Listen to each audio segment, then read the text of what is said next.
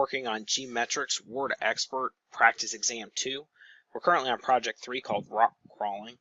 Task 1 asks us to go ahead and replace all occurrence of heading 2 with heading 3. So we'll go ahead and click up here. We're on the Home tab Styles group. We'll right click heading 2. We'll click Select All, which highlights them, and we're just going to go ahead and click heading 3. We'll click Mark Completed.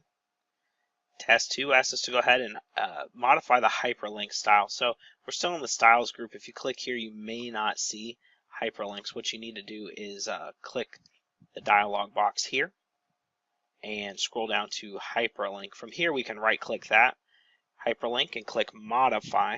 And what we want to do is change the color to lime accent 2. If you're not sure, hover, it will tell you the color.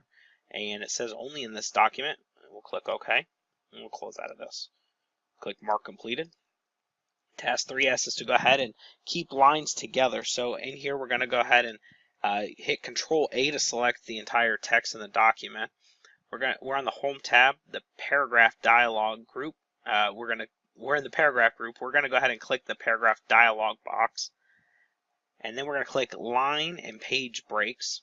And from here, we just want to check this Keep Lines Together. We'll click OK. Click Mark Completed.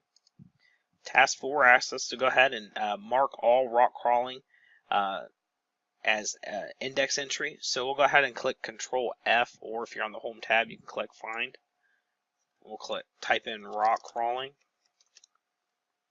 and we'll select the first one. That'll highlight that text. We can close out of the navigation pane. We're going to go to the References tab at the top, and we're going to go to the Index group, and we're going to click Mark Entry. And it's already typed in for us, and we'll click Mark All. We'll click Close, and you can see over here it's been marked. Click Mark Completed. And Task 5 asks us to go ahead and go to the cover page at the top, and to the left of this line, here we go, to the left of this line in this text box, we're going to go ahead and add the author field, and we're going to go ahead and make sure it's capitalize each first letter. So with our cursor in the correct spot, we're going to the Insert tab, and we're going over here to, we're in the text group, Quick Parts. We'll click Field.